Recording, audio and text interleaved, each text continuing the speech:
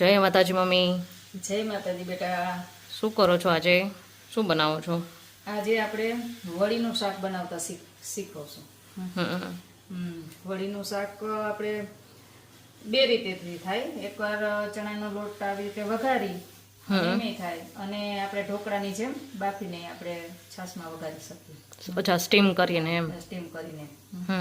હા, એટલે આપણે અત્યારે તો આપણે વઘારી વળીને તેલની અંદર ચણાના લોટને નાખી અને એ રીતે કરીએ છીએ. બહુ સરસ થાય છે. અને અત્યારે જો આ ચોમાસાની ઋતુ આવે છે ને, એટલે શાકભાજી આપણે ઓછા મળતા હોય, એટલે અને મળે તો પાણી ચડેલા હોય, એટલે એના હિસાબેથી આપણે મોટા ભાગે કઠોળ જ ખાઈએ છીએ. કઠોળ ખાઈ ખાઈને જયારે કંટાળી જાય ત્યારે આવું કંઈક શાક હોય તો આપણને મજા આવે. તો ચાલો પેલા તેલ નાખીએ. અત્યારે થોડુંક જ છે. જો આવી રીતે આટલું તેલ નાખીએ ને આપણે અત્યારે એમાં પાણી વઘારી અને લોટ નાખીશું. બરાબર. હવે તેલને થોડી વાર થવા દઈએ. ચાલો, હવે તેલ આવી ગયું છે. એની અંદર થોડુંક રાઈ નાખીશું. રાઈને થોડી વાર થવા દઈએ.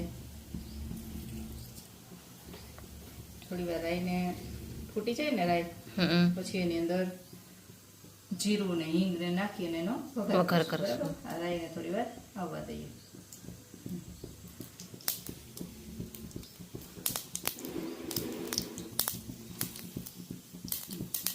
જીરું નાખીએ અને થોડી હિંગ નાખીએ. હિંગ તો આપણે નાખીએ જ છે. આપણને ઉપવાસની નથી ખબર, ઓલી માંડવી બટેટાની ખીચડીમાં બહુ બધાની કમેન્ટ આવેલી. એમાં પાણી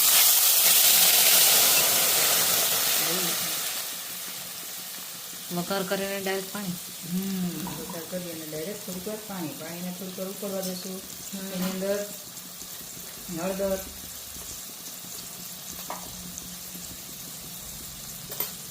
ચટણી,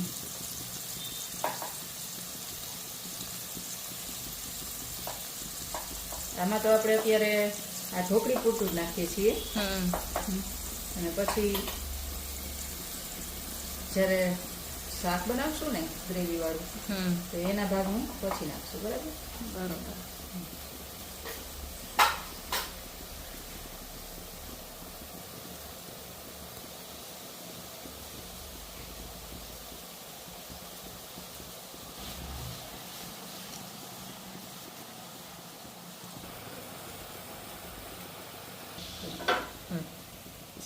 ચાલો, હવે આની અંદર આપણે ચણાનો લોટ નાખી દઈએ.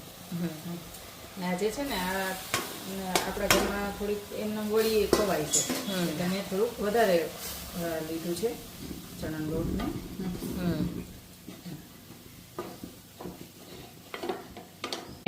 તેલથી ગ્રીસ કરીને આના પર આવી રીતના પાથરી દેવાનું. ચાલો, હવે આવી રીતે અને આમને કાપા પાડી લેવાના. આમાં ઉપરથી લસણ પણ નાખેલું અમે. હા, ઉપરથી લસણ હું ભૂલી ગઈ હતી ને વઘારમાં નાખવાનું, એટલે પછી ઉપરથી નાખી દીધું છે. એટલે આ અમે ચડવાની તો છે જ. આપણે હજી આમાં છાશનો વઘાર કરીને એ રીતે આપણે બનાવશું ગ્રેવી. ગ્રેવીની અંદર તો આ ચડવાનું જ છે. અને જો આવા ભૂકા વધી જાય ને, એનો એ હું શું કરવાનું ને હું તમને હમણાં કહીશ.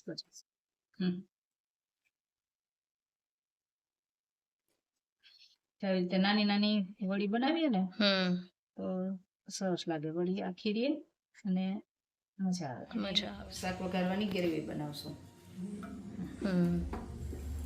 એના માટે થોડુંક જો આ કાઠિયાવાડી શાક હોય ને, એનામાં થોડુંક તેલ છે ને એ આગળ પડતું હોય તો સરસ લાગે. એટલે આપણે 1.5 પાવડા જેટલું તેલ નાખ્યું છે. સરસ થઈ જશે. આપણે હમણાં કેટલા ટાઈમથી વ્લોગ નતા આવતા, એટલે હમણાં સ્કૂલ ચાલુ થઈ ગઈ ને, એટલે બ્લોગ બનાવવાનો એવો કઈ ટાઈમ નથી મળતો. સવારની સ્કૂલ હોય 7 થી 12:30. 7 થી 12:30 વાગે ઘરે આવીએ તો 1:45 જેવું થઈ જાય. એટલે પછી બ્લોગ બનાવવાનો એવો ટાઈમ મળતો નથી. સાંજે ક્યાંક જવાનું હોય ને, ક્યાંક કોક મહેમાન આવ્યું હોય, તો બધું એવું થઈ ગયું છે. હવે પાછી હમણાં આ 1લી તારીખથી 10:30 નો ટાઈમ થઈ જશે ને સ્કૂલનો, પછી વળી વાંધો નહીં આવે. મૂકશું. ચાલો હવે આમાં તેલ આવી ગયું છે. હવે એની અંદર હું રાઈ નાખું છું.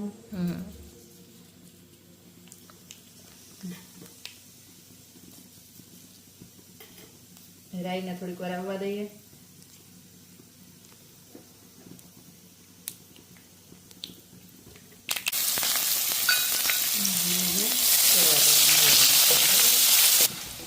બાકીના રૂટીન મસાલા નાખશું. નમક પેલા નાખી દઈએ છાસના ભાગનો. આપણે ઓમાં વડીમાં તો નાખ્યું જ છે, નાખ્યું જ છે. એટલે આમાં નમક નાખી દઈએ, થોડીક વાર ઉકળવા દઈએ.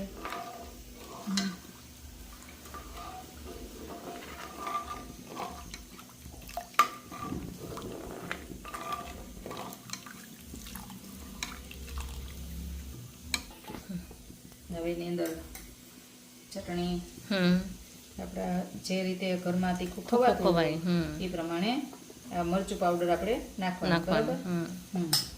ને હળદર,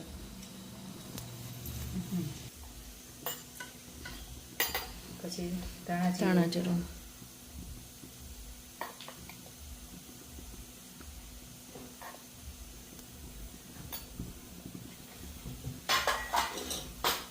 આવા રૂટીન મસાલા નાખી અને છાશને થોડીક વાર ઉકળવા દેવાનું.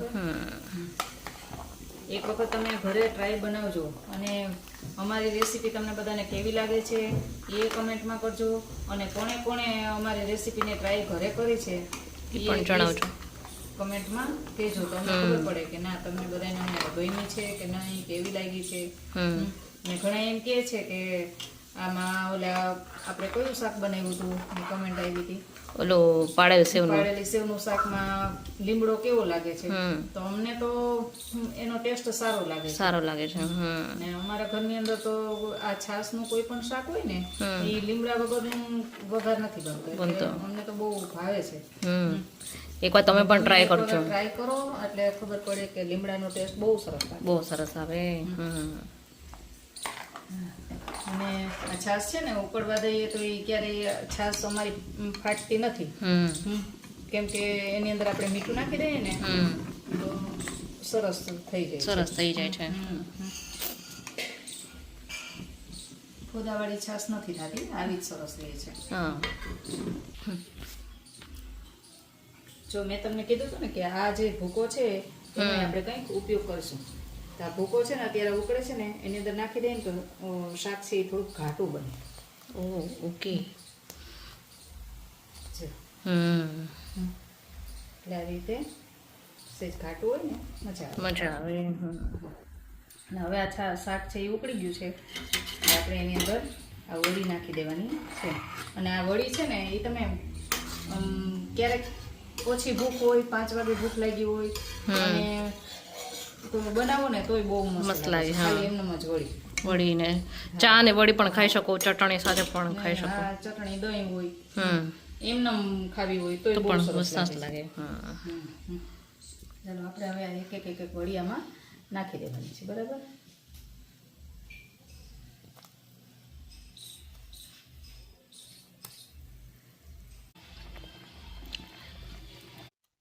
અને સાથે હશે આપણે બાજરાના રોટલા. એની સાથે બાજરાના રોટલા, ભાખરી, રોટલી બધું સરસ જ લાગે. પણ આ કાઠિયાવાડી છે ને એટલે આપણને રોટલા વધુ ભાવે. બાકી ભાખરી ચોરીને તમે ખાવ તો બહુ મસ્ત લાગે. જો અત્યારે આ થોડું ઢીલું લાગે છે ને, પણ હજી થોડીક વાર આપણે ઉકળવા દેશું ને એટલે સહેજ ઘાટું ને મસ્ત થઈ જશે. એટલે આ છે આપણી વડીનું શાક. જો વડી અંદર નાખતા તૂટતી નથી. આ એવી ને એવી જ રહેશે. એટલે આપણને વડીનું શાક ભાવશે. અને આપણે સ્ટીમ કરીને બનાવીએ ને તો બહુ મસ્ત લાગે, પનીર જેવી લાગે. એકદમ પોચી અને પનીર જેવી. આ એ બહુ મસ્ત લાગશે. તૂટશે નહીં, તૂટતી જ નથી. એટલે બહુ સરસ લાગશે. એટલે ઇન્સ્ટન્ટ કરવું હોય તો આ ચાલે. હા, ઇન્સ્ટન્ટ કરવું હોય, ક્યારેક કોઈ શાકભાજી ઘરમાં અવેલેબલ ન હોય તો અને આપણે બનાવવું હોય તો બહુ મસ્ત લાગે. ને આમે હવે તો ચોમાસું આવશે, મેં પેલા કીધું એમ ચોમાસાની અંદર તો શાકભાજી આપણે લીલા શાકભાજી તો નથી ખાતા, પાણી ચડેલા હોય એટલે, અને મળશે નહીં. આવું કંઈક શાક હોય ને તો મજા આવે, મજા એવું આવે. બની જાય. હમ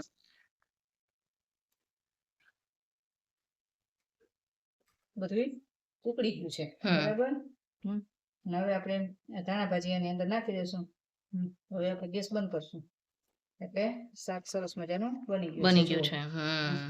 ને આ કાઠિયાવાડી શાકમાં ગમે એટલું તમે તેલ નાખો ને તો ઓછું જ દેખાય. મેં કીધું હતું ને કે સહેજ આગળ પડતું તેલ નાખવાનું, એટલે કાઠિયાવાડી શાક ની અંદર થોડુંક વધારે તેલ હોય ને તો મજા તો આવે, સરસ લાગે. અમે છાસના શાકમાં તેલ ઓછું દેખાય એમ. ઓછું તળી દેખાય. જાય ને તોય. એટલે જો હવે આપણે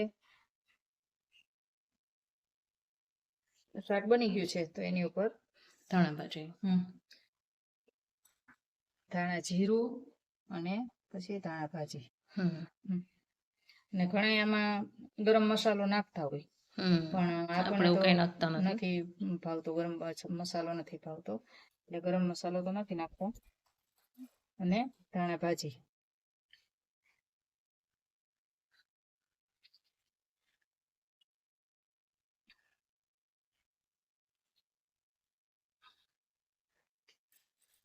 ચલો, આ બની ગયું વળીનું શાક. ઘરે તમે પણ ટ્રાય કરજો. અને અમારો વિડીયો કેવો લાગ્યો છે એને તમને ગમ્યો હોય તો લાઈક કરજો, શેર કરજો અને સબસ્ક્રાઇબ કરજો. Thank you. Thank you.